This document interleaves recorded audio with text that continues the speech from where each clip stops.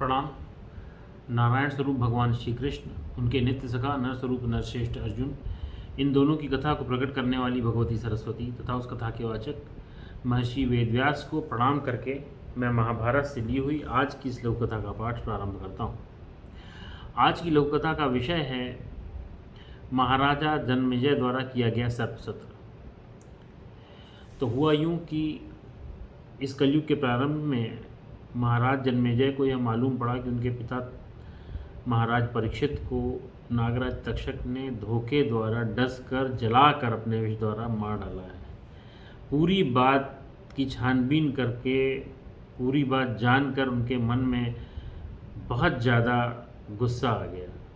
उनके मन में यह विचार आया कि मुझे तो नागराज तक्षक से जो है बदला लेना चाहिए। इसके लिए उन्होंने बहुत सारे ऋषि मुनियों को बुलाया और उन्होंने कहा कि ये दुरात्मा तक्षक जो है उसने मेरे पिता की इस तरीके से हत्या करी है, और आप लोग कोई ऐसा कर्म बताइए, कोई ऐसा तरीका बताइए जिससे मैं उसे अपने बंधु बांधवों के साथ आग में झोंक दूं और मैं भी उसे उसी तरीके से जला के मारूं जैसे उसने मेरे पिता को अपने विष द्वारा जला कर मारा था। सारे जितने ऋषि मुनि थे, ऋत्विज थे जो कि ये करा सकते थे, उन्होंने कहा कि हे राजन, आप चिंता न करिए, हमने एक देवताओं द्वारा बनाया हुआ सर्पसत्र नाम का एक यज्ञ है, उसके बारे में सुन रखा है और हमें मालूम है कि इस तरीके का यज्ञ होने वाला है, हम यह अनुष्ठान करा सकते हैं। आप मन बनवाइए और हम आपके लिए यह अनुष्ठान करेंगे।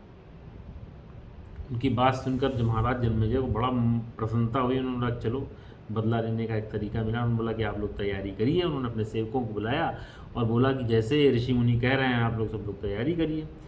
बस फिर क्या था, सारी सामग्री इकट्ठा करी, सब चीज़ें जो चीज़ ज़रूरी बताई गई वो सारी चीज़ लाई गई और उसके बाद एक स्थान निश्चित हुआ, वहाँ पर एक मंडप बनना चालू हुआ। बहुत ही अच्छा मंडप बनाया गया, उसमें सारी चीज़ें इकट्ठी कर दी गई, तरह तरह की चीज़ें थी जो चढ़ाई जाने वाली थी, जो आग में होम करने के लिए थी, सारी चीज़ें आ गई, सारे ऋत्विज आ गए जो कि यह यज्ञ करने वाले थे। महाराज जन्मेजय भी तैयार होकर आ गए और बस उनको दीक्षा दी जाने वाली थी। उसी समय वहाँ पर जो है वास्तुशास्त्र के पारंगत एक बहुत ही बुद्धिमान शिल्पीकार जो थे सूत जी थे, वहाँ आ गए। उन्होंने कहा कि ये जो स्थान है और जिस समय यह मंडप बनाया गया है, प्रारंभ हुआ है यह मंडप बनाना, वह समय गलत था। इसलिए अब कोई एक ब्राह्मण आएगा और उसके कारण यह यज्ञ जो है बीच में ही रुक जाएगा, पूर्ण नहीं हो पाएगा। ये बात सुन के महाराज जन्मेजय बहुत ही मन ही मन परेशान हुए और फिर उन्होंने एक तरीका निकाला। उन्होंने अपने सेवकों को बुलाया, उन्होंने बोला देखो, किसी को भी मेरे बताए बिना अंदर ना आने देना। जो लोग ये जान पहचान वाले हैं जिन्होंने ये कहा है कि यज्ञ करवाएंगे, बाकी जो अपने जाने हुए सेवक हैं और कुछ अंगरक्षक हैं वही अंदर आ सकें। बाकी लोग आए तो उन्हें बहुत प्यार से, अच्छे से, सादर सत्कार के साथ अतिथिशाला में ठहराया जाए। जब ये यज्ञ खत्म होगा तो मैं उनसे मिलूंगा, उनकी बात, उनकी इच्छा पूरी करूँगा, लेकिन उससे पहले कोई मेरे से मिल ही ना पाए। उनके मन में ये था कि जब कोई मिल ही नहीं पाएगा तो ब्राह्मण मुझसे मिलेगा नहीं, मांगेगा नहीं, तो मैं कोई चीज़ पूरी नहीं करूँगा। और इसके बाद चालू हुआ एक बहुत ही भयानक यज्ञ, जिसे हम आज सर्पसत्र के नाम से जानते हैं। इसे करवाने वाले ब्राह्मणों ने, जो ऋत्विज थे, उन्होंने काले कपड़े पहन रखे थे, बहुत सारी अग्नि जली वेद मंत्रों के साथ, और उसके बाद जैसे जैसे वो मंत्रोच्चारण के संग होम करते थे वैसे वैसे सांपों के जैसे मन में कपकपी छा जाती थी, मोहित हो जाते थे, धीरे धीरे करके सांप आके उसमें गिरने लगे। तरह तरह के सांप आकर गिरने लगे।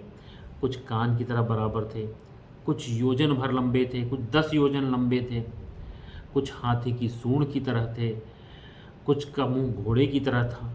दिखने में ही अंतर नहीं था, सब गिर रहे थे, उसमें गिरने से उनका शरीर जल रहा था। वो ज़ोर ज़ोर से चिल्ला रहे थे, पुकार रहे थे, रुदन कर रहे थे, काला धुआं उठ रहा था। जितने ऋत्विज थे, जितने लोग वहाँ थे, उनकी आंखें लाल हो रखी थी, लेकिन वे बार बार होम किए जा रहे थे। सैकड़ों सर्प आकर वहाँ मरे जा रहे थे।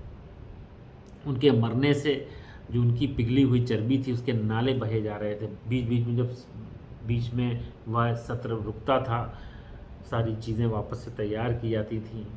इस बीच में अपने मन को शांत करने के लिए महाभारत पहली बार यहीं पर महर्षि वेदव्यास के कहने, जब उनसे यह कहा गया कि कृपया आपने जो ये महाकाव्य रचित किया उसके बारे में बताइए, तो वहाँ पर उनके कहने पर सुनाया गया था पहली बार इसी जगह पर। जैसे ही नागराज तक्षक को मालूम पड़ा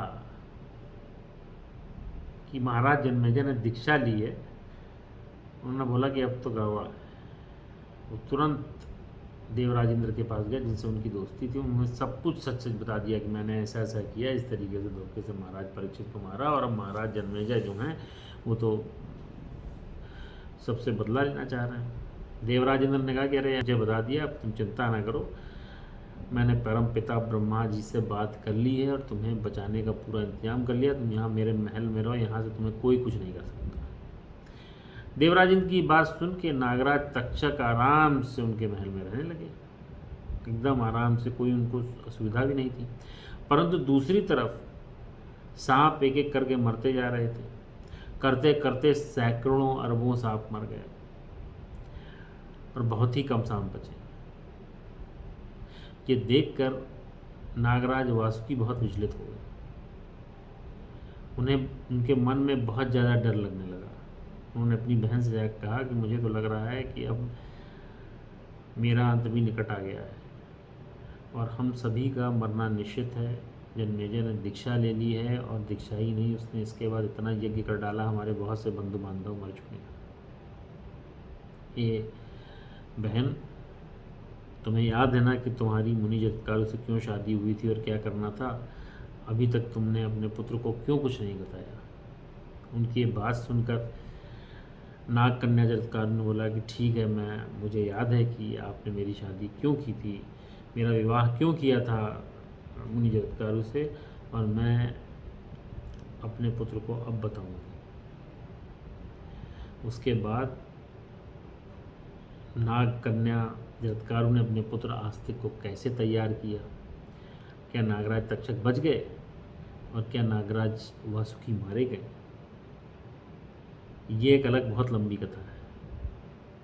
लेकिन आज की कथा मैं यहीं समाप्त करता हूँ। इसके बाद तुरंत मैं आपको आगे कथा अगले वीडियो में दिखाऊंगा। आशा करता हूँ ये वीडियो आपको इस तक का पसंद आया होगा। अगर पसंद आया तो इसको लाइक ज़रूर करिएगा, मेरे चैनल को सब्सक्राइब करिएगा, बेल आइकन अगर आप दबा कर रखेंगे तो जब मैं नित नए वीडियो अपलोड करता हूँ आपको मालूम पड़ता रहेगा। अगर आप मुझे कुछ बताना चाहते हैं तो कमेंट सेक्शन में लिख कर ज़रूर बताइएगा। वीडियो देखने के लिए बहुत बहुत धन्यवाद। पुनः नमस्कार।